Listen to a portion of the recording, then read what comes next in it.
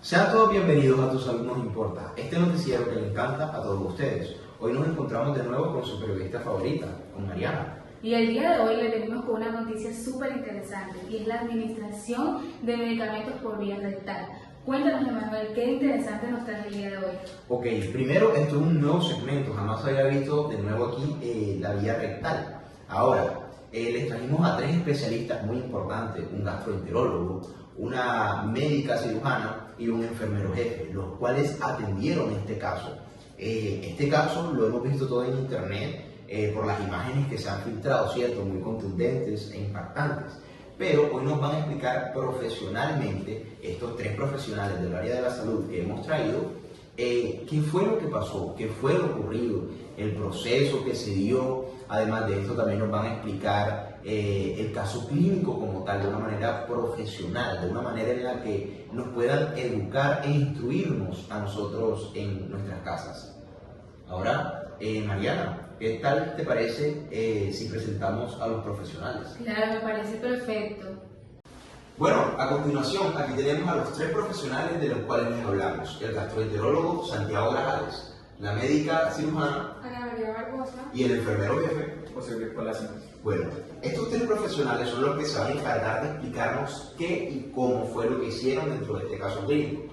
Repito, caso clínico que nos impactó a todos por las imágenes tan fuertes que vimos. Ahora, un placer conocerlo, señor Santiago.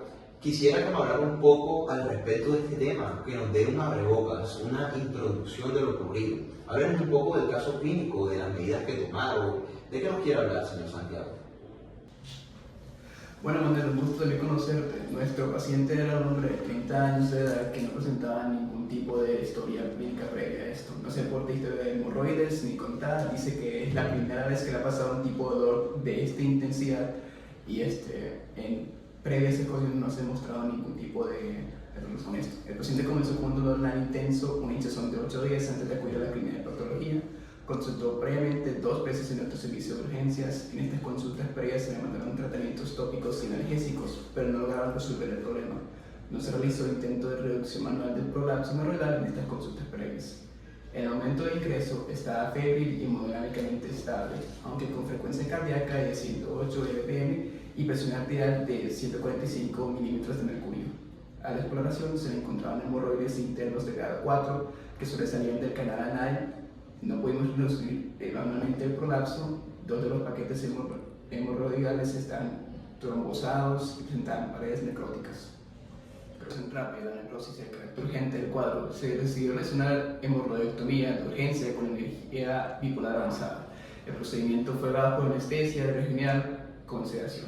Se administraron antibióticos profilácticos, metrozolol 500 miligramos y fluoxetina 2 gramos antes del procedimiento, y estos se continuaron cada 8 y 6 horas durante el postoperatorio hasta el alfa. La cirugía transcurrió sin complicaciones aparentes. Después de la cirugía, el paciente fue monitoreado durante la noche para vigilar riesgo de sangrado o infección del tejido profundo. A las 12 horas postoperatorias, el dolor disminuyó notablemente, nivel 2 frente al 10 de 10 que era antes de la cirugía. En el examen clínico postoperatorio no se observaron signos residuales de inflamación o alteraciones en los tejidos circundantes y el prolapso hemorroidal estaba resuelto. Fue dado de alta al día siguiente de la cirugía. Recuperó sus actividades cotidianas al cabo de 5 días. En la revisión a los 3 meses no hubo recurrencia del problema. Impresionante, doctor, todo lo que sucedió en este caso, pero bueno, digo yo que esto es una abrebocas para todo lo ocurrido en realidad, ¿no? Pero a continuación quiero dejarle la palabra a mi querida presentadora Mariana, y pues bueno. Claro que sí, el día de hoy tenemos una invitada especial que nos va a hablar sobre lo que es el concepto de la vía rectal, algo importante y educativo que estamos haciendo en este momento. Bienvenida, doctora Ana, cuéntenos qué es la vía rectal. Claro, Mariana, contestando tu pregunta, la vía rectal es una ruta de administración en la cual el fármaco se va a introducir en el recto para su absorción a través de la mucosa rectal.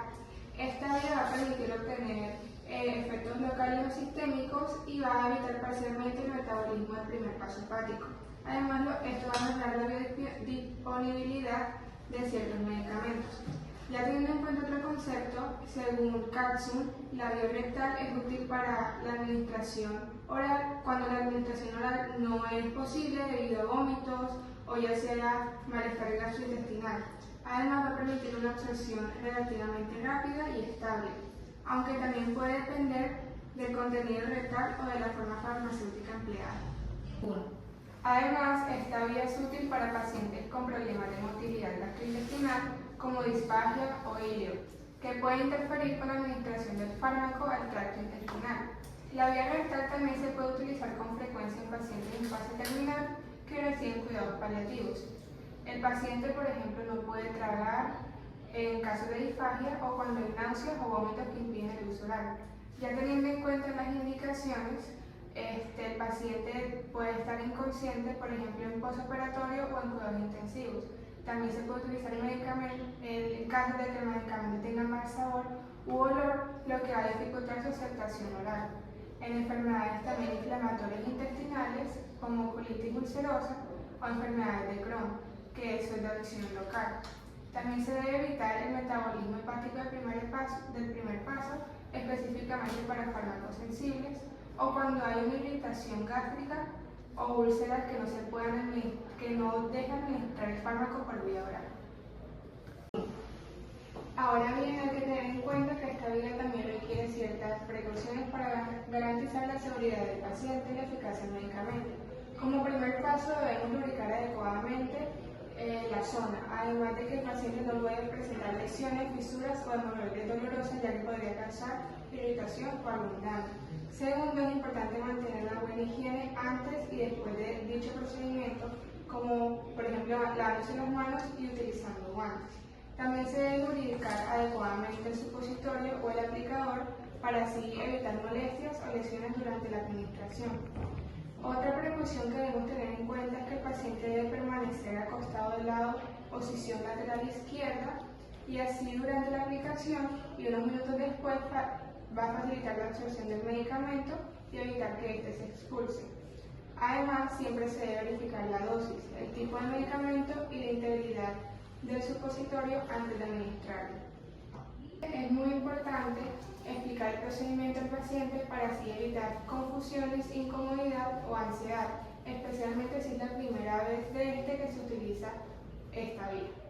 Ahora, siguiendo con la parte de las indicaciones de la vía sistémica, para obtener una absorción rápida y un efecto sistémico como en el uso de antipiréticos, que en este caso sería el paracetamol, antieméticos como la metoclopramida y anticonvulsionantes como el diazepam, estos van a hacer que la vía rectal pueda ser una alternativa útil para alcanzar concentraciones plasmáticas terapéuticas sin necesidad de una vía parenteral. Además, su uso en pediatría y geriatría sería recomendada y podemos ver que es útil en niños pequeños y en adultos mayores donde otras vías pueden ser difíciles o poco cooperativas.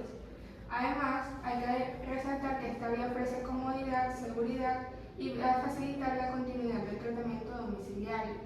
Por último, en estas situaciones de urgencia, se va a requerir una administración inmediata, además de que no va a haber acceso a la vía venosa.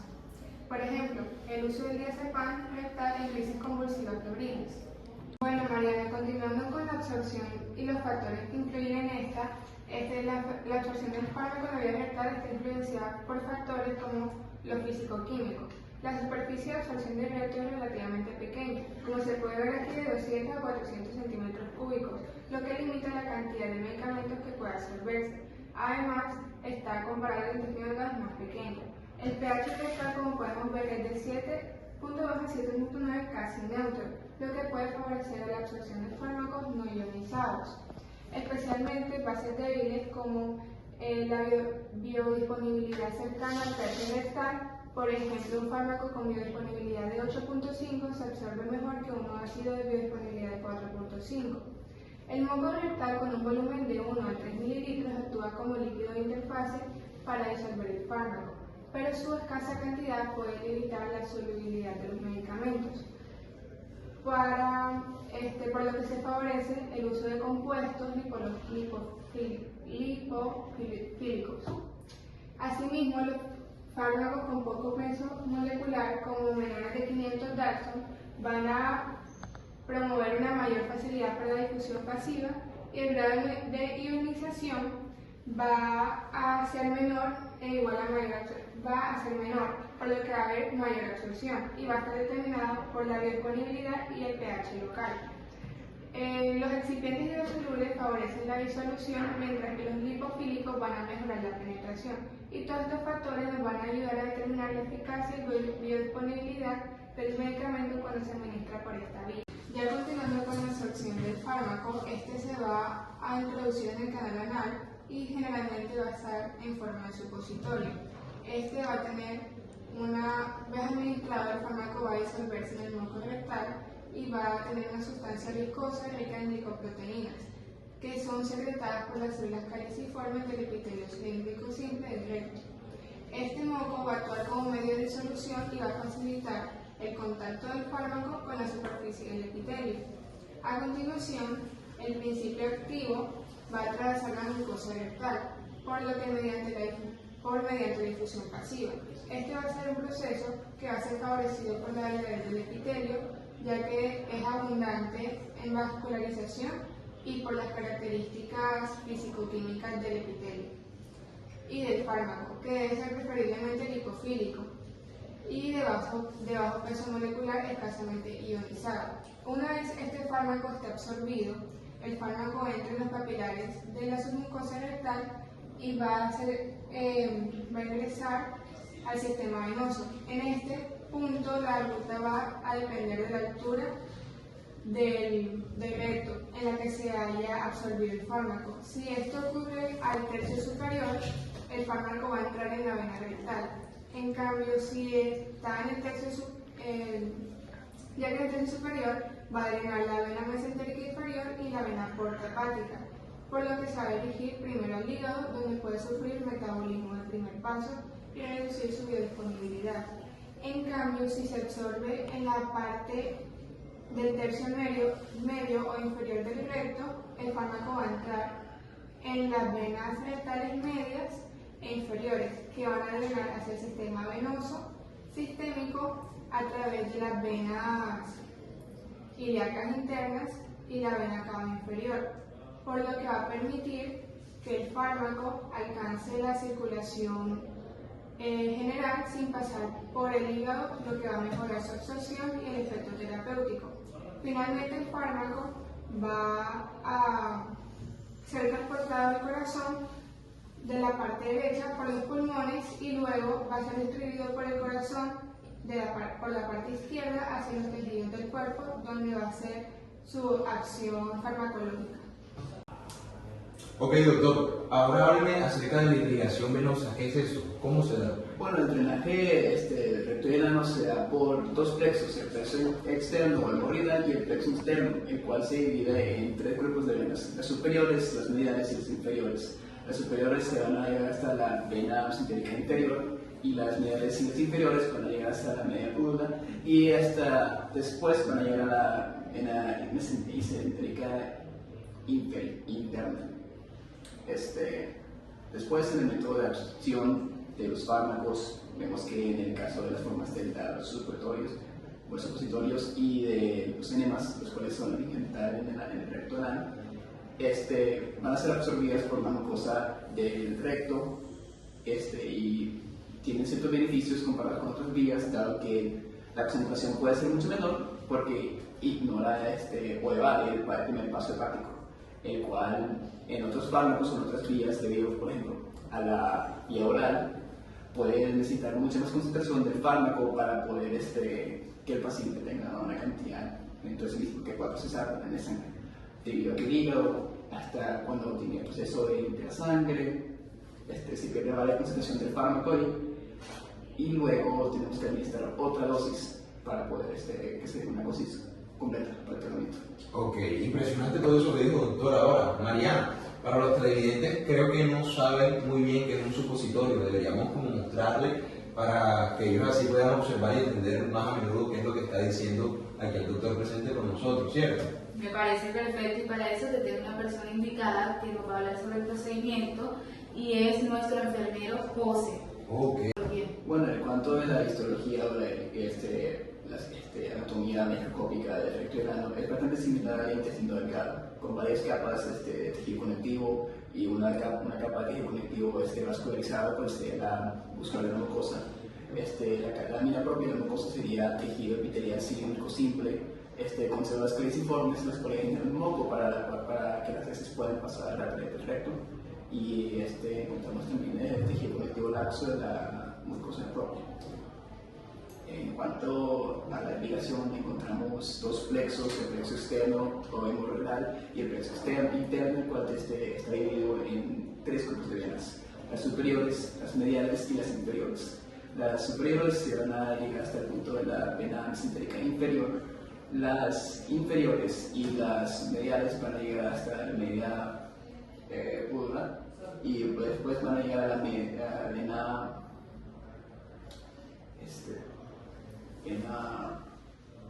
ilíaca inferior. Ok, doctor. El recto comienza a nivel de estrés alrededor del promontorio sacro con una continuación del colon sigmoide. Esta porción del tracto gastrointestinal se diferencia del colon por la coalescencia del teines coli, donde las bandas musculares se extienden para formar la capa muscular longitudinal externa del recto. El recto mide entre 12 y 15 centímetros de longitud desde el recto sigmoidea hasta la línea dentada del canal anal. Su curso está marcado por dos flexuras anterior-posteriores, con el recto primero siguiendo la concavidad del sacro en la flexura sacra y luego discurriendo con una convexidad anterior en la textura no rectal. También hay tres texturas laterales hechas por pliegues submucosos en el lumen, llamados válvulas de Busto. A menudo dos a la izquierda y una a la derecha. La porción final del recto es una ampolla, la cual es un segmento expandido que descansa sobre el diafragma pélvico. El recto pasa al canal anal a nivel del músculo elevador del ano. Primero cubre el tercio superior del recto anterior y lateralmente, pero el tercio medio solo está cubierto anteriormente. El tercio interior está cubierto por el peritoneo, pero a partir de este nivel la fascia propia envuelve este segmento del recto. Esta fascia es más pronunciada lateralmente, formando los tallos rectales laterales. El recto se integra posteriormente en la fascia. Y a la altura de S4 a 3 de la fascia de Guatelli. La reflexión peritoneal varía entre individuos, pero generalmente se encuentra a 6 u 8 centímetros del polo anal. En los hombres, la reflexión del peritoneo hacia la vejiga posterior forma el fondo del sacro recto discal. En las mujeres, la reflexión se produce desde el recto hasta la parte posterior del cuello uterino, formando el fondo del saco recto uterino, también conocido como fondo de saco de Dodds. La pared rectal consta de 5 capas, comenzando desde la luz, la mucosa profunda, la submucosa, la muscular propia y la mucerosa, recubierta por el peritoneo. La muscular propia está compuesta por una capa muscular circular interna y una capa muscular longitudinal externa. La capa circular interna se engrosa en la unión rectal, formando el esfínter interno, mientras que la capa externa continúa como la capa longitudinal del esfínter anal. Impresionante, Mariana, todo esto, ¿cierto? Pero bueno, yo quiero seguir continuando con el tema y ahora vamos a seguir con nuestro enfermero jefe aquí presente. También queremos saber qué fue lo ocurrido, qué viste tú, o sea, háblanos acerca de este caso clínico, por favor. Y sobre las contraindicaciones, que es muy importante para prevenir cualquier infección en esta área. Bueno, las situaciones en las que no es posible o no se recomienda administrar un fármaco por esta vía, tenemos que en primer lugar está la presencia de hemorroides sangrantes o dolorosas. En estos casos, aplicar un medicamento por vía rectal puede empeorar el dolor, aumentar el sangrado y además dificultar que el paciente retenga el medicamento. Bueno, también se contraindica en personas con fisuras anales, que son pequeñas heridas en la mucosa del ano. La introducción de un supositorio o un aplicador puede causar un dolor bastante intenso y agravar la lesión por la fricción o la irritación. Bueno, tenemos también que, en tercer lugar, están los abscesos o fístulas anales, que esas condiciones implican infección e inflamación, por lo que usar esa vía rectal puede resultar muy doloroso o incluso riesgoso para el paciente. Otra indicación importante en la que es proclitis aguda, como ocurre en una colitis ulcerosa grave. En estos casos puede haber sangrado y presentar dolor, ulceraciones, y el medicamento podría no absorberse bien o empeorar la irritación. Bueno, también se debe evitar que en la vía rectal, si hay una presencia de una obstrucción rectal o tumores en el recto, ya que impide el paso, la absorción del medicamento, y existe el riesgo de lesionar o provocar sangrado. Bueno, otra situación en la que está presente es en la que se recomienda cuando el paciente presenta diarrea intensa o evacuaciones frecuentes, porque el medicamento sería expulsado antes de ser absorbido y que vaya perdiendo su efectividad. Bueno, después de una cirugía reciente también tenemos que el recto o el ano también se debe utilizar por esa vía, ¿verdad? Ya que puede interferir con la cicatrización y causar complicaciones posoperatorias. Bueno, también hay que tener precauciones con dichos pacientes que presentan alergia o sensibilidad al excipiente del producto rectal, como por ejemplo la manteca de cacao es una base común en algunos supositorios.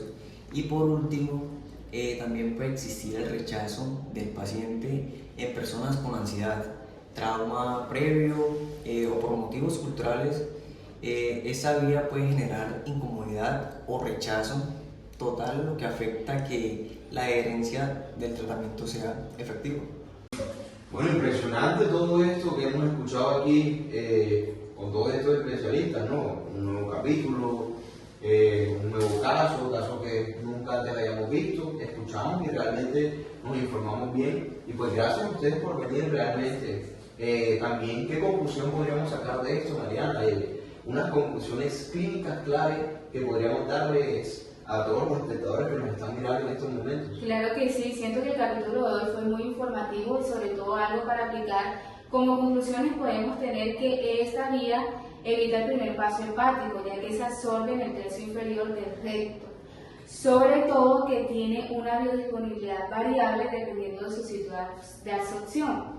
Sobre todo que esta vía es útil en situaciones clínicas específicas, sobre todo cuando hay una crisis convulsiva, cuando hay vómitos persistentes o personas inconscientes. Y sobre todo que su forma farmacéutica implica dónde debe liberarse, sobre todo en la zona del rectal adecuada, según la facilidad terapéutica.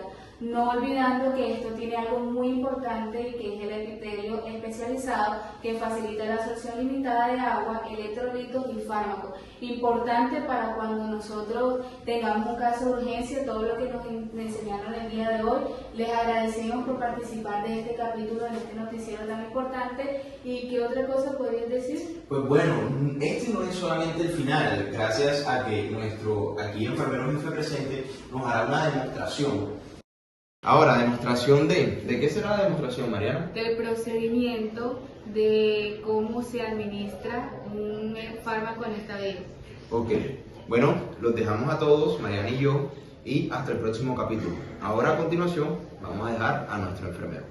Adiós. Bye. Las principales formas farmacéuticas utilizadas por vía rectal incluyen supositorios, enemas, suspensiones líquidas, tabletas, geles, pomadas, cremas, hidrogeles y sistemas de hidratación modificada como nanopartículas y lisosomas y microesferas. Los supositorios son sólidos que se funden o se disuelven a temperatura corporal. permitiendo la liberación del residuo activo y son útiles para efectos locales como hemorroides o sistémicos, como en anticonvulsionantes o antipiréticos.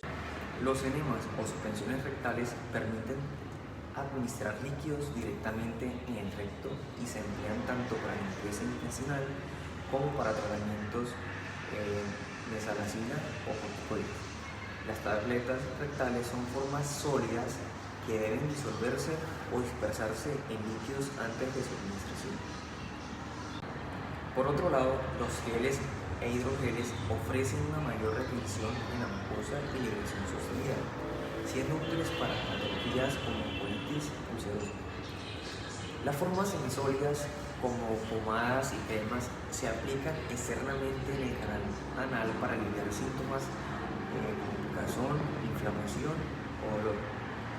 En la actualidad se han desarrollado formas farmacéuticas innovadoras como nanopartículas, liposomas, mícelas y transferosomas que mejoran la absorción, la estabilidad del fármaco y permiten una liberación controlada. Estas formas son especialmente relevantes en enfermedades crónicas como el cáncer colorectal, enfermedades inflamatorias intestinales y en la administración de fármacos con baja biodisponibilidad oral. Hola, hoy les voy a explicar cómo se administra un supositorio por vía rectal. Este tipo de administración se utiliza cuando la persona no puede ingerir, ya sea por vómitos, convulsiones, inconsciencia, ya que se necesita un efecto local o sistémico del medicamento. El procedimiento para la administración de un supositorio es esencial primero el lavado de manos, la preparación del material. Teniendo en cuenta eso, debemos verificar si el supositorio se encuentra en buen estado, revisar la fecha de vencimiento. En el siguiente paso tenemos que verificar si el paciente es correcto. Colocamos al paciente de cúbito lateral, izquierdo o sea derecho, en ese caso para facilitar que la administración sea más fácil y más cómoda para el paciente. El siguiente punto es la colocación de los guantes y la lubricación. Se colocan los guantes y se puede aplicar un poco de lubricante en la punta del supositorio para que entre con facilidad y sin tener molestias en el paciente. El siguiente paso es la inserción del supositorio. Se separan suavemente los glúteos. Con una mano se toma el supositorio y se va a ingresar de 2 a 3 centímetros en adultos, y en casos como niños se va a ingresar un poco menos. Después se mantienen los glúteos juntos por unos segundos para evitar que el supositorio se salga. Después se mantienen los glúteos juntos por unos segundos para evitar que el supositorio se salga. El siguiente punto es la higiene posterior. Se retira el guante, se desecha nuevamente y se lavan las manos.